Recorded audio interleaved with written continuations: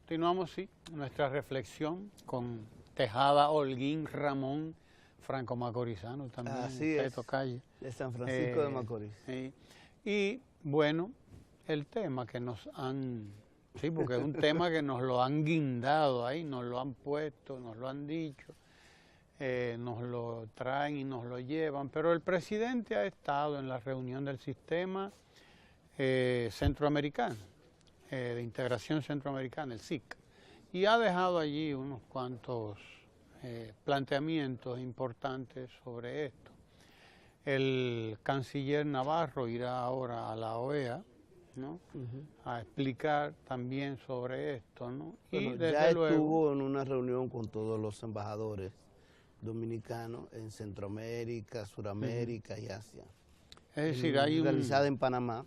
trabajo a nivel internacional, porque el problema es más internacional que nacional, en cierto modo. Yo creo que sí, ya son grupúsculos los que quedan que Sí. se oponen a una serie. El problema es más internacional que nacional, porque en el país aquí se conoce más o menos qué es lo que se ha hecho, Sí. ¿no? Y no creo que haya así una gran resistencia a lo que se ha hecho realmente, ¿no? Pero ahora ya, ¿cuáles son las cifras que tenemos? ¿Cómo marcha el proceso? ¿Qué es lo que falta? ¿Qué es lo que sigue? Primero que nada, como tú bien decías, que el problema es internacional. Quizás sería bueno que la ciudadanía dominicana entendiera qué es lo que está ocurriendo a nivel internacional con respecto a este plan, porque hay bastante confusión y algunos creen que... Y mucha emoción también. Confusión, emoción, y algunos creen que muchos de los que están interviniendo a nivel internacional lo hacen desde el punto de vista de los derechos humanos de los migrantes. Y lamentablemente no es así. Hay una mezcla de todo. ¿En qué sentido? E inclusive en algunos casos con tergiversaciones de sectores. Por ejemplo, está el caso de un escritor, Junot Díaz, que participó en un encuentro en Miami y pues salieron a decir lo que no había dicho. De hecho, sí, claro. quien en su página publicó tuvo que aclarar y tuvo que reconocer que esto no se había dicho. Pero también tú te pones a ver lo que plantea, por ejemplo, el periódico el New York Times, o lo que ha planteado el Washington Post, lo que se ha dicho desde el país, y te das cuenta que como que son demasiados diarios que están obrando de una confusión, y definitivamente tú terminas diciendo esto no puede ser casual. Puede haber que haya algún tipo de situación en esto. Por ejemplo, tuve el caso del alcalde de Montreal, que cuando escucha lo que dice te das cuenta que él no está hablando del plan de regularización, que está hablando de otra cosa, claro. Y de lo que se trata es de que ha finalizado el plan de regularización. E inclusive te pones a pensar, el alcalde de Montreal dice que hay racismo, xenofobia, que se le está quitando nacionalidad a la gente, etcétera. Pero resulta que en Canadá y en su propia provincia, en su propia ciudad en concreto, se van a expulsar haitianos precisamente porque hubo un plan de regularización y no se acogieron algunos a ellos. Y ellos mismos han anunciado que lo van a repatriar hacia su país de origen, exactamente lo mismo que nosotros tenemos el mismo derecho de hacer. O igual con el alcalde de Nueva York, que es un alcalde que proviene de los sectores progresistas, y precisamente lo que aquí se ha hecho con el plan de regularización, él lo ha intentado hacer en Nueva York. Ahí te das cuenta que lo que ha faltado es, primero, información en algunos sectores que trabajan los derechos humanos, pero segundo, que hay algún tipo de interés internacional que está interviniendo para que estos planes se vean de esta manera. Alguien me preguntará, bueno, ¿y quién puede ser que estuviera interviniendo? Hay muchos sectores económicos en Haití, pero no necesariamente haitianos. Hay sectores económicos y hay sectores ligados a organizaciones no gubernamentales que tendrían un pingüis beneficio vendiendo la existencia de una crisis humanitaria de grandes proporciones en Haití, porque le permitiría hacer negocio. además de que está la competencia en todo el Caribe y Centroamérica por el turismo, por el comercio en sentido general. Entonces, bueno, puede haber esos intereses que no debemos perder de vista. Lo que no quiere decir que no haya también gente bien intencionada, que esté trabajando a favor de los derechos humanos, pero confundida. Pero exactamente a las cuales se le ha vendido las cosas como no son, con la cual entonces se puede, digamos así, reflexionar y poderle explicar precisamente qué es lo que está ocurriendo en República Dominicana y que no es cierto que eso está ocurriendo. Por ejemplo, ¿tú te imaginas la falacia de decir que en República Dominicana se está expulsando a los haitianos porque son negros, cuando la población dominicana solo el 8-10% es blanca más o menos, más del 30% puede ser mulata y más del 60% es francamente negro? O sea, tenemos un fenotipo bastante parecido. O sea, eso es como, ¿cómo van a salir a la calle a buscar de que personas porque son negras para expulsarlos? Eso es un disparate mayúsculo que además no se sostiene. Solamente hay que venir aquí a República Dominicana y verlo. Además, no hay ningún tipo de crisis humanitaria, de gente pasando, cientos de miles de gente pasando. Ya se ha dicho que no se van a hacer deportaciones y no ha empezado. No se han hecho las deportaciones. Las personas que han cruzado, que hay alrededor de 100.000 personas que se han ido voluntariamente.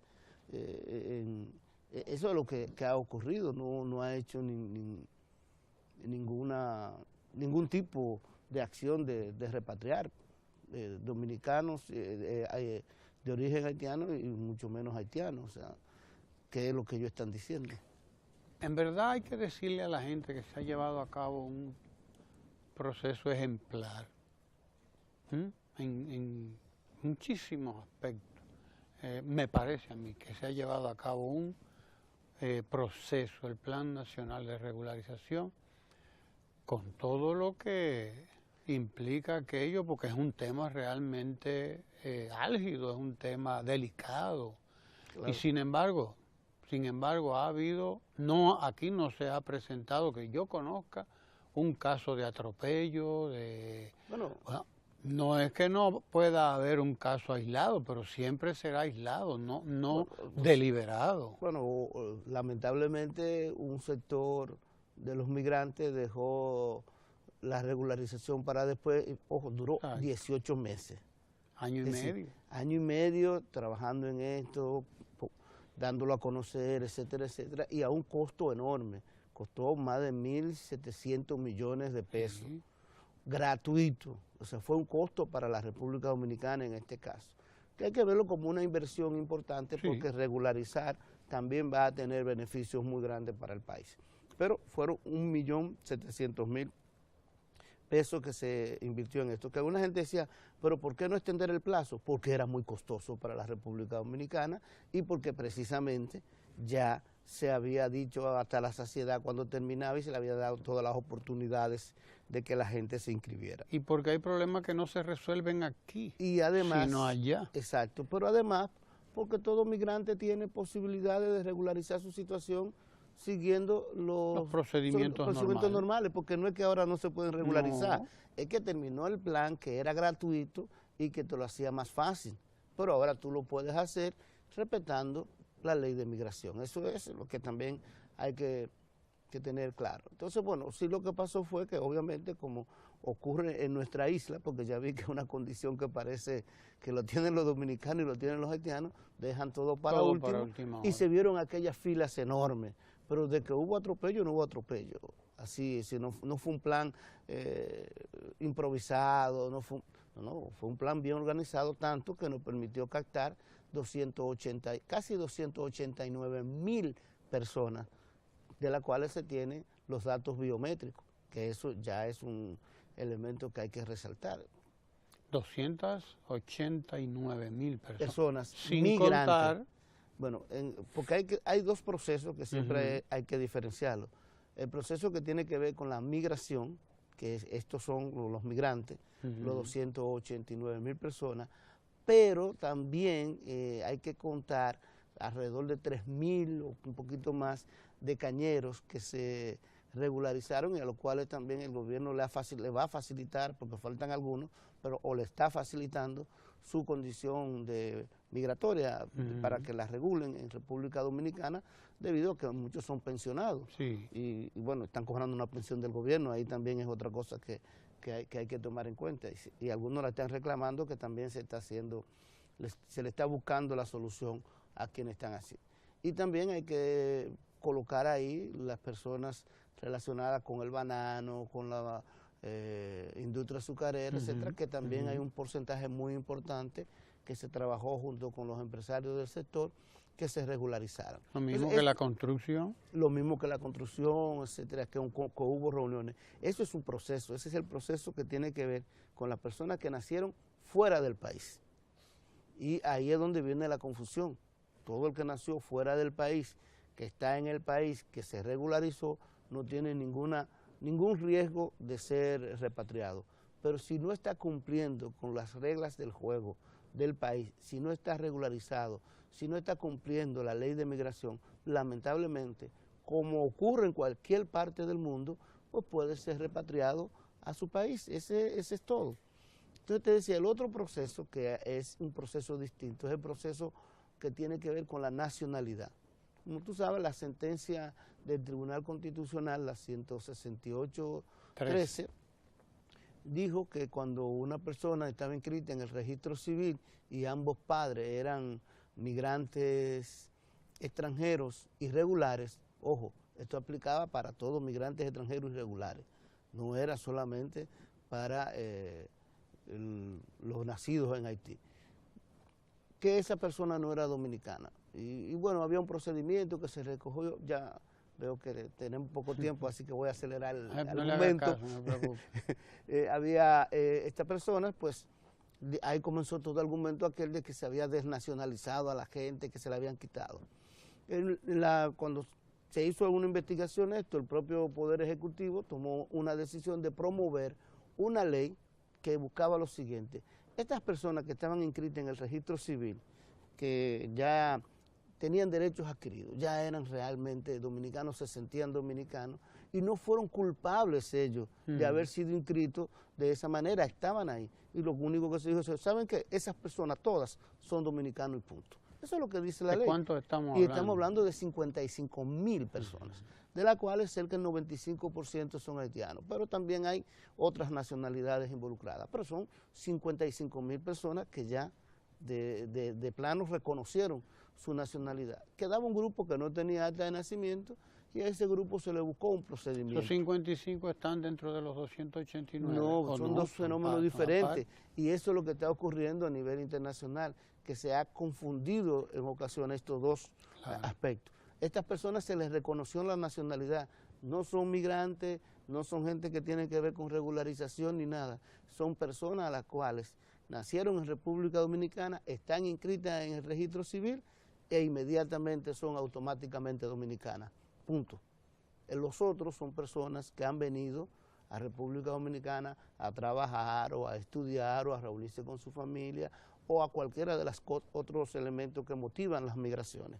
Y esas personas se han regularizado. Y el que no esté regularizado, bueno, también faltan unos 7.000 estudiantes haitianos en universidades a los cuales se les regularizó también gratuitamente, sin implicar, o sea, su estadía como estudiante, que es, como tú sabes, todo el mundo tiene que pagar un dinero por estar en un país, por tener alguna situación regular. Se le ha puesto fin a un gran desorden también, ¿eh? República Dominicana no tenía y no tiene, bueno, tiene ahora, no tenía y no había tenido antes del 2013, 14, que fue cuando empezó este proceso, ningún tipo de base de datos de migrantes, no tenía control, no se sabía lo que aquí había, que además eso es un problema de seguridad que tiene que manejarse como eso, es un problema de seguridad interna realmente, de seguridad nacional, porque ¿cómo puede ser que tú no sepas la gente que está en tu territorio?